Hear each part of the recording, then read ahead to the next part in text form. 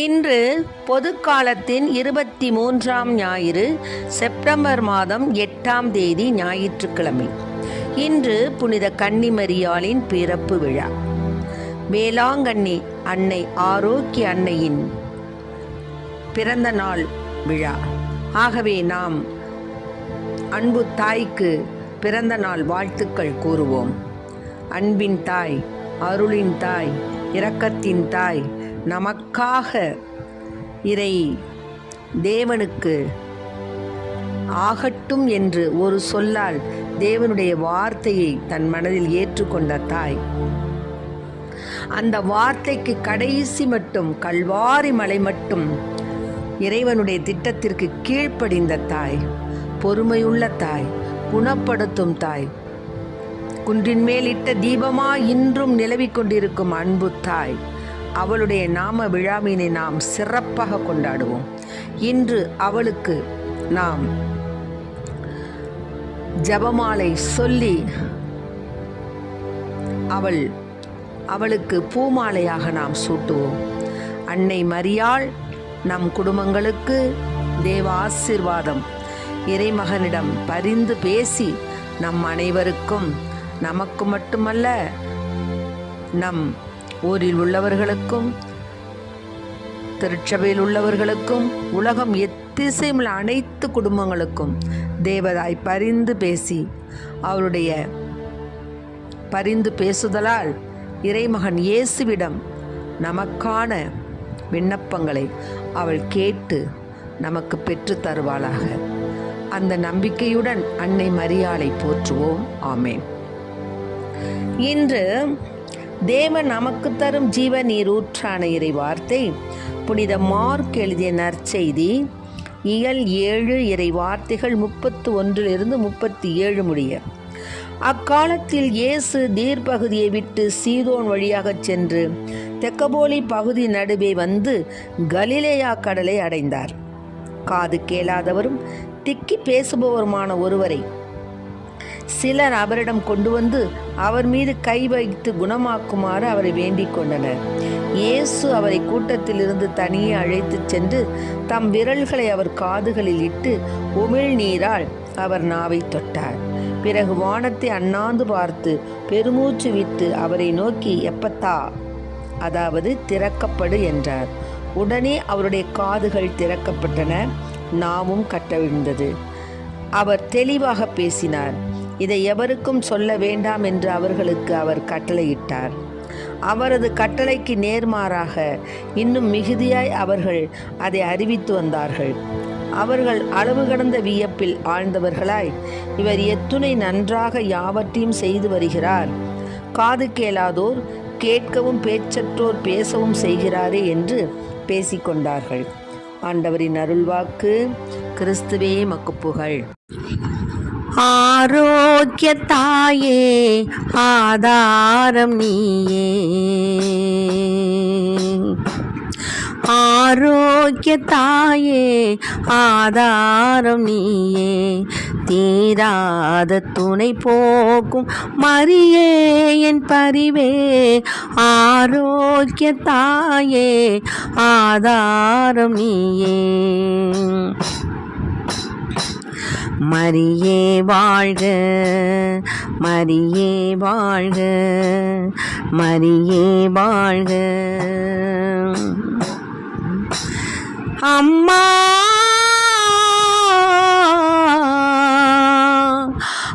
ஆரோக்கிய தாயே, ஆரோக்கிய தாயே. தீராத போராட்ட வாழ்க்கை எங்கள் திகில் நீக்க வர வேண்டுமே, தீராத போராட்ட வாழ்க்கை எங்கள் திகில் நீக்க வர வேண்டுமே. கரை சேராத ஓடங்களானோ கரை சேர்க்க வர வேண்டுமே. வேறெங்கு போவோம் வினை தீர வேண்டி நீர் எங்கள் தயவான தாயானதாலே ஆரோக்கிய தாயே ஆதாரம் நீயே.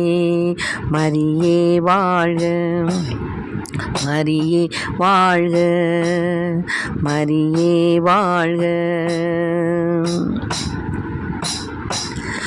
உனை நம்பி வந்தோரில் யாரும் இங்கு ஏமாந்த கதையில்லையே. உனை நம்பி வந்தோரில் யாரும் இங்கு ஏமாந்த கதையில்லையே. உன்னை தொழுதேற்றி புகழ்ந்தோங்கும் எமக்கு ஒரு குறையேனும் சிறிதில்லையே. விடியாத வாழ்வின் விடிவெள்ளியாக விளங்கும் என் தாயே உன் துணை வேண்டினோ. ஆரோக்கிய தாயே ஆதாரம் நீயே. மரியே வாழ்க, மரியே வாழ்க, மரியே வாழ்க, மரியே வாழ்க, மரியே வாழ்க, மரியே வாழ்க. இன்றைக்கு நம் தேவன் தரும் ஜீவ நீரூற்றான இறை வார்த்தைகளை கேட்டோம். அதாவது ஏசப்பா தீர் பகுதியை விட்டு சீதோனுக்கு போயிட்டு இருந்தார். அது வழியாக அந்த தெக்கப்போலி அப்படிங்கிற பகுதி நடுவில் கலிலேயா கடலை அடைஞ்சார். அப்போது அவர்கிட்ட காது கேளாதவரும் திக்கி பேசுகிற ஒருத்தரை சிலர் அவரிடம் கொண்டு அவர் மீது கை வச்சு குணமாக்கணும்னு வேண்டிக்கிட்டாங்க. இயேசு அவரை பார்த்து உடனே தனியாக கூட்டத்திலேருந்து அழைச்சிட்டு போய் அவருடைய காதுகளில் தன்னுடைய விரலை இட்டு உமிழ் நீரால் அவர் நாவை தொட்டார். பிறகு வானத்தை அண்ணாந்து பார்த்து பெருமூச்சு விட்டு அவரை நோக்கி எப்பத்தா, அதாவது திறக்கப்படு அப்படின்னார். உடனே அவருடைய காதுகள் திறக்கப்பட்டன, நாவும் கட்டவிழ்ந்தது. அவர் தெளிவாக பேசினார். இதை யாருக்கும் சொல்லாதப்பா, நீ அமைதியாக போயிருன்னு சொன்னார். ஆனால் அவர் கட்டளையிட்டதுக்கு நேர்மாறா எங்கே பார்த்தாலும் பரவிடுச்சு. ஏசு எனக்கு காது கொடுத்துட்டாரு, நான் பேசிட்டேன் அப்படின்னு சொல்லிட்டு எங்கே பார்த்தாலும் பரவிடுச்சு. அவர்கள் அளவு கடந்த வியப்பில் ஆழ்ந்தவர்களாய், இவர் எத்துணை நன்றாக எல்லாவற்றையும் செய்து வருகிறார், காது கேளாதவர் கேட்குறாங்க, பேச்சற்றோர் பேசவும் செய்கிறாருன்னு பேசிக்கிட்டாங்க. அவங்களுக்கு தெரியல தேவன் எப்படிப்பட்டவர், ஒரு எவ்வளோ புதுமைகள் செஞ்சுக்கிட்டு இருக்கிறாருங்கிறது தெரியல, வியப்பாக பேசிக்கிட்டாங்க. அதனால தான் தேவனுடைய மகிமை விளங்கிற்று. அதனால் அவரை விடாமல் பற்றி கொண்டார்கள் மக்கள். இப்போ சாதாரணமாக இப்போ யாராவது ஒருத்தர் நல்ல டாக்டர்னால என்ன செய்கிறாங்க, அவரை போய் முச்சிடுறாங்க டாக்டர்கிட்ட. டாக்டருக்கும் மேலான தெய்வீக மருத்துவரை கண்டுட்டா மக்கள் சும்மா விடுவாங்களோ? விட மாட்டாங்க. அதனால் அவரை போய் பற்றி கொண்டார்கள். அதனால தான் ஆண்டவர் இயேசு கிறிஸ்து நம்பிக்கைக்கு உகந்தவராக இருக்கிறாரு. ஏசப்பா இவங்களை பார்த்துட்டு என்ன பண்ணியிருக்கலாம், போப்பா போப்பா நீ அப்புறமேல வா அப்படின்னு சொல்லியிருக்கலாம், இல்லை செய்யாமல் போகலாம். ஆனால் இயேசு ஆள் பார்த்து செயல்படுபவர் அல்ல. ஆமென். அதைத்தான் யாக்கோப் எழுதிய அந்த இதில் திருமுகத்தில் சொல்கிறாரு, ஆண்டவர் நம்பிக்கை, அதாவது தேவன் ஆள் பார்த்து செயல்படுபவர் அல்ல. கிறிஸ்துவிடம் நம்பிக்கை கொண்டுள்ள நாம் ஆள் பார்த்து செய்யக்கூடாது. இப்போது ஒரு பொன் மோதிரமும் பளபளப்பான ஆடை மணிஞ்சு ஒருத்தர் வர்றாரு, அதே இடத்துல ஒரு அழுக்கு கந்த வேஷ்டி கட்டிட்டு ஒருத்தர் வர்றாரு, ஆலயத்துக்கு வர்றாருன்னு வச்சுக்குவோம். அப்போது நாம் என்ன செய்வோம், பளபளப்பான ஆடை அணிந்தவர் மீது தான் தனி கவனம் செலுத்துவோம். அந்த ஏழை மீது நம்ம தனி கவனம் செலுத்த மாட்டோம். அவரை பார்த்து என்ன செய்வோம், தயவுசெய்து இங்கே அமருங்கன்னு முக்கியத்துவம் கொடுப்போம். ஆனால் ஏழைகிட்ட என்ன சொல்லுவோம், ஏப்பா ஏன்டா நீ இங்கே வந்து இப்படிலாம் இவங்கெல்லாம் வந்திருக்கும் போதெல்லாம் நீ எதுக்கு வர்ற, போ போ போ ஓரமாக போய் நில்லு, போ அந்த பக்கம் கால் பக்கம் போய் தரையில் உட்கார் அப்படின்னு சொல்லுவோம். இவ்வாறு நமக்குள்ளாரே வேறுபாடு காட்டி தீய எண்ணத்தோடு நம்ம மதிப்பிடுறோம். ஆனால் உலகின் பார்வையில் ஏழைகளாய் இருப்பவர்களை நம்பிக்கையில் செல்வராகவும், எப்படி உலகின் பார்வையில் ஏழைகளாய் இருப்பவர்களை நம்பிக்கையில் செல்வர்களாகவும் தம்மீது அன்பு செலுத்துபவருக்கு வாக்களிக்கப்பட்ட அரசை உரிமை பேராக பெறுபவர்களாகவும் கடவுள் தேர்ந்து கொள்ளவில்லையா? அன்று லாசர்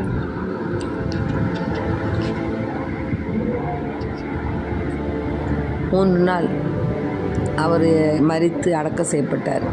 ஆண்டவர் அவரை உயிர்ப்பித்தார். அதுபோல் ஆண்டவர் பல புதுமைகள் செய்து கொண்டிருக்கிறார், பல அதிசயங்கள் செய்து கொண்டிருக்கிறார், அற்புதங்கள் செய்து கொண்டிருக்கிறார். ஆள் பார்த்து செயல்படுபவர் அல்ல. ஒரு ஏழை அவன் என்ன சொல்கிறான், அவன் ரொம்ப தொழுநோயால் பீடிக்கப்பட்டு ரொம்ப கஷ்டப்பட்டு இருக்கான். ஆனால் அவனுக்கு யாரும் உதவி செய்வார் யாரும் இல்லை. அவனும் இறக்குறான். செல்வரும் அவருக்கு சாப்பாடு கொடுக்காம நல்லா உண்டு கொழுத்து பருத்த செல்வரும் இறக்குறாங்க. அப்போது செல்வர் இறந்துடுறான், அந்த ஏழையும் இறந்துடுறான். அப்போ அந்த ஏழை ஆண்டவருடைய மடியில் இருக்கிறத செல்வன் பார்க்குறான். அப்போ சொல்கிறான், நான் போய் எனக்கு ஒரு நாள் கொஞ்சம் டைம் கொடுங்க, நான் போய் என் அண்ணன் தம்பிங்கள்ட்டலாம் சொல்கிறேன், இந்த மாதிரி அவங்க ஏகபோகமாக இருக்கிறாங்க, இந்த மாதிரி என்னாட்டம் கஷ்டப்பட வேணான்னு சொல்கிறாரு.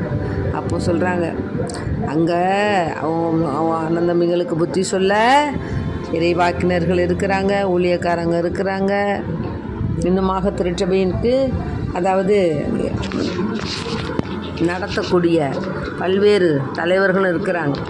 அதனால் நீ தான் போய் சொல்லணுங்கிறது அவசியம் இல்லை, அவங்களுக்கு ஆள் சொல்ல அதிகமாக இருக்காங்க, அதிலிருந்து அவங்க கேட்டு ஒழுங்காக வந்தால் வரட்டும், இல்லைன்னா போட்டுங்கிறாங்க. பார்த்தீங்களா? இப்போ நமக்கு சொல்லப்பட்ட பாடம் அதுதான். நமக்கு எவ்வளவோ மறைவுரை கேட்குறோம், கோயிலுக்கு போகிறோம், குருவானவர் சொல்கிறாரு, அப்புறம் நம்ம ஊழியக்கார பிள்ளைகள் சொல்கிறாங்க, இன்னுமாக பல சபைகளில் ஜெபக்கூட்டங்களில் சொல்கிறாங்க, அருட்தந்தையர்கள் எவ்வளோ பேர் இப்போ யூடியூப் மூலமாக அற்புதமான இறை வார்த்தையெல்லாம் சொல்கிறாங்க. எல்லாத்தையும் கேட்டுட்டு கல்லூரி மங்க மாதிரி இருந்தோம்னா சரிப்பட்டு வராது. நம்ம மாறணும், மாறி கடவுளுக்கு ஏற்புடைய பிள்ளைகளாக வாழணும். அதுக்கு முதல்ல நம்மளை தயார் பண்ணணும். ஆக இந்த ஒருத்தர் போய் தான் சொல்லணுங்கிறது அவசியம் இல்லைங்கிறத ஆண்டவர் வெளிப்படுத்துகிறார். பார்த்தீங்களா? அதனால அன்பார்ந்த பிள்ளைகளை, இந்த வார்த்தை நமக்காக சொல்லப்பட்ட வார்த்தை. ஆண்டவர் நமக்காக எவ்வளோ பேர் இருக்கிறாங்க, அவங்க சொல்கிறத கேட்டு மனம் திரும்பினா திரும்பட்டும். மேலுமாக சொல்கிறாங்க, எசையா நூலில் சொல்கிறாரு, உள்ளத்தில் உறுதியற்றவர்களை நோக்கி சொல்கிறார், திடன் கொள்ளுங்கள், அஞ்சாதிருங்கள், இதோ உங்கள் கடவுள் பழி தீர்க்க வருவார். 35வது அதிகாரம் 4-7 எசையாவில். திடன் கொள்ளுங்கள், அஞ்சாதிருங்கள், இதோ உங்கள் கடவுள் பழி தீர்க்க வருவார். அநீதிக்கு பழிவாங்கும் கடவுளாக உங்களை விடுவிப்பார். அப்போது பார்வையற்றோரின் கண்கள் பார்க்கும், காது கேளாதோரின் செவிகள் கேட்கும். அப்பொழுது கால் ஊனமுற்றோர் மான் போல் துள்ளி குதிப்பர், வாய் பேசாதோர் மகிழ்ந்து பாடுவர். பாலை நிலத்தில் நீர் ஊற்றுகள் பீரிட்டு எழும், வறண்ட நிலத்தில் நீரோடைகள் பாய்ந்தோடும். கனல் கக்கும் மணல் பரப்பு நீர் தடாகமாகும், தாகமுற்ற நீரை நீர் ஊற்றுகளால் நிறைந்திருக்கும். எப்படி உள்ளத்தில் உறுதியற்ற நோக்கி சொல்கிறார், திடன் கொள்ளுங்க, அஞ்சாதிருங்க, இதோ உங்கள் கடவுள் பழி தீர்க்க வருவார். நீங்கள் இதுவரையும் பட்ட கஷ்டங்கள் எல்லாம் மாறும். தேவன் எப்படிப்பட்ட வாய்ப்போட வராரு பாருங்க. அப்போது பார்வையற்றவருடைய கண்ணெலாம் திறக்கும், காது கேளாதவருடைய செவிகள் கேட்கும், கால் ஊனமுற்றோர் மான் போல் துள்ளி குதிப்பர், வாய் பேசாதோர் மகிழ்ந்து பாடுவர். ஆக பள்ளங்கள் எல்லாம் மேடாகும், மேடுகள் எல்லாம் பாலை நிலமெல்லாம் சோலைவனமாகும். வறண்ட நிலங்கள் நீரூற்றுகளாக மாற்றப்படும் தேவனுடைய வருகையில். ஆகவே அன்பு பிள்ளைகளை, இதை கேட்டுக்கொண்டிருக்க அன்பார்ந்த பிள்ளைகளை, உங்களுடைய வாழ்க்கையில் தேவன் மீது நம்பிக்கை கொண்டவர்களாய், ஆள் பார்த்து செயல்படாது தேவன் மீது மிகுந்த நம்பிக்கை கொண்டவர்களாய், திடன் மனது கொண்டவர்களாய், கடவுளுக்கு முன் நாம் எல்லாவற்றையும் கடவுளிடம் அர்ப்பணித்து நாம் உண்மையான மக்களாய் நாம் வாழும் பொழுது தேவன் பாலை நிலத்தை நீரூற்றுகள் பீரிட்டு எழும், வறண்ட நிலத்தில் நீரோடைகள் பாய்ந்தோடவும், கனல்கக்கும் மணல் பரப்பு நீர் தடாகமாகவும், தாகமுற்ற தரை நீரூற்றுகளாகவும் நிறைந்திருக்கும். ஆகவே நம்முடைய வறுமை நிலை மாறும், நம் துன்பங்கள் தீரும், நம் கஷ்டங்கள் தீரும். நாம் இறை ஞானத்தில் செல்வர்களாய் வாழ வேண்டும். சும்மா சாதாரணமாக இருக்கக்கூடாது. உலகப்புறமான காரியங்களில் நம்ம ரொம்ப ஆடம்பரமாக ரொம்ப ஆழ்ந்து போகாமல் எல்லாவற்றையும் நாம் தேர்ந்தெடுத்து கொண்டு ஆன்ம பிரகாரமான காரியங்களில் தேவனுக்கு நாம் உகந்த பிள்ளைகளாக வாழ்ந்து அவருக்கு ஊழியம் செய்தால் ஆண்டவர் என்ன செய்வார்? நமக்கு என்ன தருவார்? நன்றாக எல்லாவற்றையும் நன்றாக செய்வார். நமக்கு வராத அத்துணை செல்வங்களையும் அத்துணை ஆசீர்வாதங்களையும் நமக்கு நிச்சயமாக தந்து நம்மளை வழி நடத்துவார். ஆகவே அன்பு பிள்ளைகளே, உங்களுடைய வாழ்க்கையில் நமக்கு இப்படிதானா, இவ்வளவுதானா, இதானா நம்ம வாழ்க்கை என்று சோர்ந்து போகாதீர்கள். உங்களுக்கும் காலம் ஒன்று வரும், வாழ்நாள் மாறும். நம்புங்கள், இறைவனிடம் நம்பிக்கை வையுங்கள். ஆமென். Praise the Lord. மரியே வாழ்க.